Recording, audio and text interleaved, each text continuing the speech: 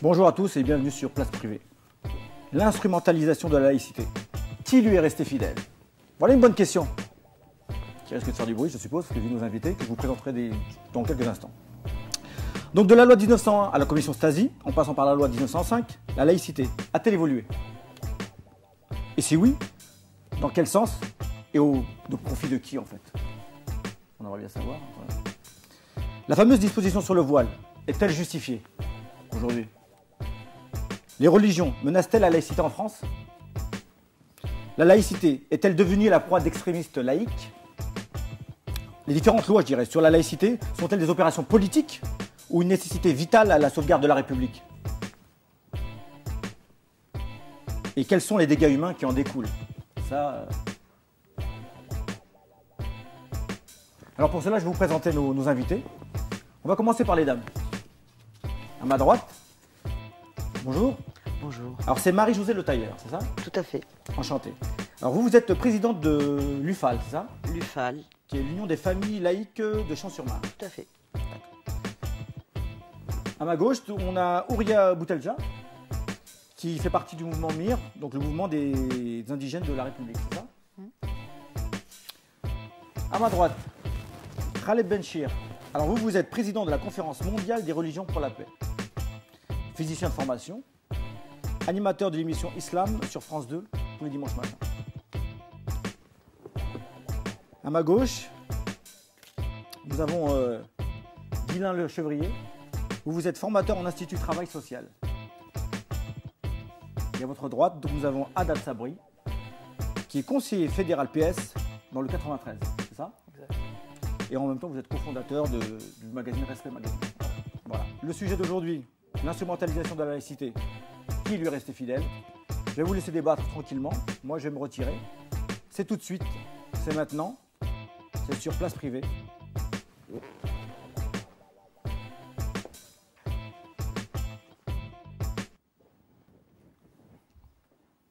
Nous vous écoutons. Eh bien, moi, je veux bien commencer effectivement à ouvrir quelque sorte ce débat. Moi, je voudrais quand même commencer par rappeler quelques aspects fondamentaux de la laïcité, puisque on parle de la laïcité, mais on ne sait pas toujours très bien à quoi on a affaire. Je crois que d'abord, rappeler que la laïcité est un pilier fondamental de notre République ne suffit pas en soi, mais il faut le décliner. Et si c'est un pilier fondamental de la République, c'est parce que la laïcité se définit à travers le principe d'égalité, c'est-à-dire qu'on considère que les valeurs communes doivent prévaloir sur les différences et qu'on porte le bien commun donc au-dessus de ce qui peut nous différencier, pas pour nier les différences, mais pour permettre au contraire qu'elles vivent en bonne intelligence, parce que c'est la garantie qu'aucune d'entre elles ne prenne le pouvoir sur les autres. Donc ça, c'est déjà, je dirais, un premier principe. Il y en a un second. C'est quand même le fait qu'on vit dans une société où on est une société de valeurs communes et non pas une société de juxtaposition de communautés. Mais la citoyenneté étant portée au-dessus de tout, il se trouve que tous les individus sont détenteurs donc de droits inaliénables. Et donc, je dirais, c'est un peu le premier principe de liberté, puisqu'on est quand même autour du triptyque liberté, égalité, fraternité. On retrouve le principe d'égalité à travers les services publics, puisque c'est l'égalité de traitement des individus devant la loi, quelle que soit leur origine, leur religion, leurs différences. Et la fraternité, la laïcité permet par là même le mélange des populations, puisqu'elle ne différencie pas les populations en fonction. Donc c'est la République qui ne différencie pas les populations en fonction de leur origine, de leur religion, mais bien au contraire, donc, du point de vue de son modèle social lui-même, donc l'idée est, le principe fondamental, c'est que tous se retrouvent sur donc les mêmes droits, et ce qui favorise donc la communication entre les populations, le mélange et une certaine mixité qui paraît fondamentale pour le principe d'égalité, sans laquelle le principe d'égalité resterait une espèce de concept abstrait. Mais dans la pratique, ça veut dire effectivement des familles, des gens qui se rencontrent, qui sont de différentes cultures, d'origine, de couleurs, et qui peuvent à un moment donné, ensemble, construire un monde à leur image. Mais en gardant toujours comme culture commune ces principes fondamentaux qui sont pour moi les plus éclairants concernant la République, qui est fondée sur le principe de laïcité, République laïque et sociale. Voilà qui nous réjouit, qui nous agrée, et en tout cas à titre personnel, je ne peux qu'y souscrire. Et je tiens aussi à souligner le ton de ce débat, on ne peut plus serein et j'espère qu'il le restera. Alors, si je dois donner à mon tour aussi une définition de la laïcité, pourquoi je dis à mon tour? Comme citoyen, je constate que la laïcité est un concept mutant. Il ne l'est plus comme il l'était en 1905 avec la fameuse loi dite de séparation du 9 décembre 1905. À l'époque, il était peut-être autosuffisant, maintenant il nécessite une épithète. D'aucuns parlent d'une laïcité positive, d'autres négative, une laïcité d'indifférence, une laïcité d'intelligence, une laïcité ouverte, une laïcité fermée. Si je dois me positionner là-dessus comme citoyen, je dirais 3 mots, très brièvement. 1, c'est la loi qui garantit le libre exercice de la foi aussi longtemps que la foi ne prétend pas dicter la loi. Ça résume, j'allais dire, ma philosophie de la question. 2e point, toujours comme citoyen, je suis viscéralement attaché à la laïcité. J'y suis par conviction, par pragmatisme et aussi par une adhésion à un point à l'horizon qui est la séparation des 2 ordres. Je ne vois pas en quoi les questions religieuses viennent interférer nécessairement dans la cité. Donc ça, je tiens aussi à le souligner. Et à titre personnel, je suis doublement laïque. Laïque du substantif, où je ne suis pas un clerc, et tant mieux. Je n'ai pas reçu la tonsure. Peut-être que je l'ai reçue autrement et je la camoufle par coquetterie. C'est une autre affaire. Et je suis aussi laïque pour l'adjectif, comme l'esthète l'est pour l'esthétique ou le républicain l'est pour la République. Pourquoi je dis tout ça? Parce que je crois fondamentalement que la laïcité est la catalyse du mieux vivre ensemble. C'est elle qui nous permet d'ailleurs de débattre maintenant par-delà nos appartenances métaphysiques, confessionnelles, spirituelles, par-delà les orientations sexuelles des uns et des autres. C'est le primat du droit positif sur toute législation d'une quelconque invocation divine ou religieuse ou je ne sais trop quoi. Et c'est aussi la possibilité pour que l'ensemble des citoyens, quels qu'ils soient, puissent être traités effectivement et véritablement en toute égalité. Le collège électoral doit être aussi conforme au collège électif et nous en sommes très loin. Et donc, c'est bien beau de ronronner, de se gargariser de ces belles paroles, auxquelles il faudrait bien sûr tendre, mais il faut voir comment, dans la vie de tous les jours, rendre ce principe de laïcité, d'une république sociale et démocratique, soit véritablement une réalité. Moi, je voudrais rebondir sur les propos de mon voisin, M. Chevrier.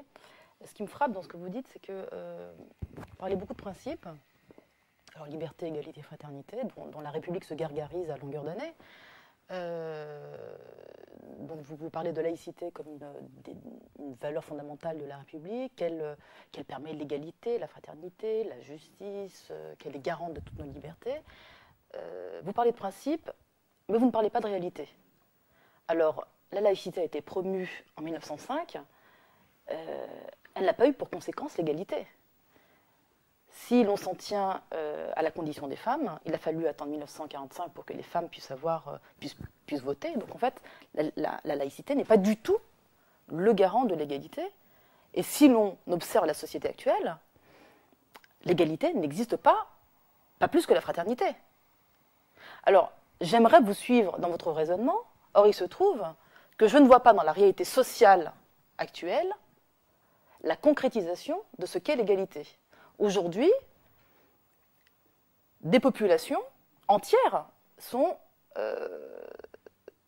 dans les ghettos sociaux, dans ce qu'on appelle les banlieues.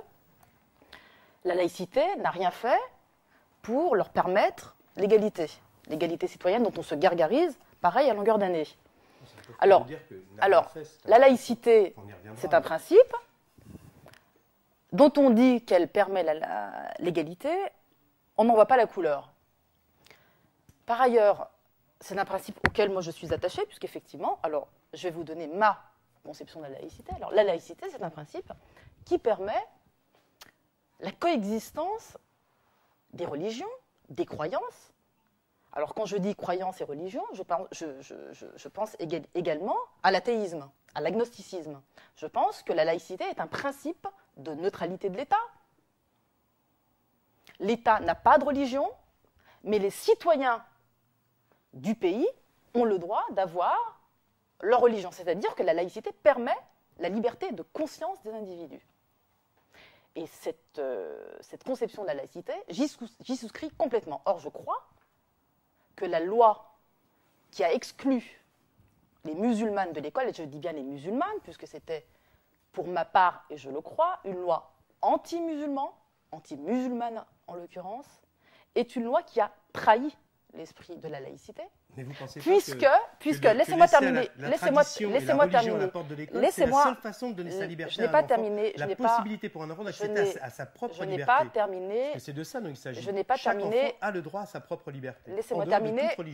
L'école est un sanctuaire de ce point de vue. Laissez-moi terminer. Je pense que c'est très important. Laissez-moi terminer. Que cette loi effectivement soit entrée dans la vie. Laissez-moi terminer. Je vais vous dire en quoi ça a été une trahison de la laïcité. Cette loi a introduit le devoir de laïcité de la part des élèves. Ce n'est plus l'État qui doit être laïque, ce ne sont pas les institutions qui sont laïques, ce ne sont pas les représentants de l'État qui sont laïques, ce sont les élèves à qui on demande d'être laïque. Or, c'est une atteinte fondamentale à la liberté, à la liberté de conscience, à la liberté de conscience. Citoyens, donc il faut leur donner la garantie de leur libre arbitre. Absolument. Et donc en dehors de l'influence des religions et de tout signe qui favorise effectivement en aucun cas la laïcité d'imposer en aucun cas la laïcité de 1905 est conçue comme un devoir de laïcité de la part des usagers de l'école. Or là, on a introduit ce devoir de laïcité de la part des élèves, et c'est ça la véritable trahison de la laïcité. Elle est là. Et donc aujourd'hui, alors, lorsque la loi est appliquée, on s'est félicité en France, dans les médias, dans les sphères politiques, puisque effectivement, il ne s'est rien passé de spécial, il n'y a pas eu de révolution, il n'y a pas eu d'émeute, rien du tout. Effectivement, un certain nombre de musulmanes, de femmes qui portaient le foulard, l'ont enlevé devant l'école et ont préféré continuer à aller à l'école. D'autres, au contraire, ont abandonné l'école. Ben oui, pour moi, c'est un problème. Il y a des choix de société pour moi, c'est un problème parce que je considère que l'école n'a pas à choisir à un moment donné des filles donc, qui sont des enjeux de société avec lesquels on ne peut pas faire de compromis. C'est une évidence. Sinon, c'est la République qui sera en danger et avec laquelle on en finirait. Donc, si on veut la préserver le principe d'égalité, il faut en passer par parfois des choix douloureux. Et croyez bien que ça ne fasse plaisir à personne de voir des jeunes filles ne pas pouvoir aller à l'école du fait de l'attitude de leurs parents. Non, pas du tout. Je ne suis pas d'accord parce que la loi de 2004 concerne tous les signes religieux. Tous les signes religieux. La kippa, la croix et le voile musulman. Il y a eu des enfants qui portaient des kippas ou des enfants qui portaient des croix qui ont été eux aussi sanctionnés. Donc ce ne sont pas que les musulmans, les enfants musulmans qui ont été sanctionnés.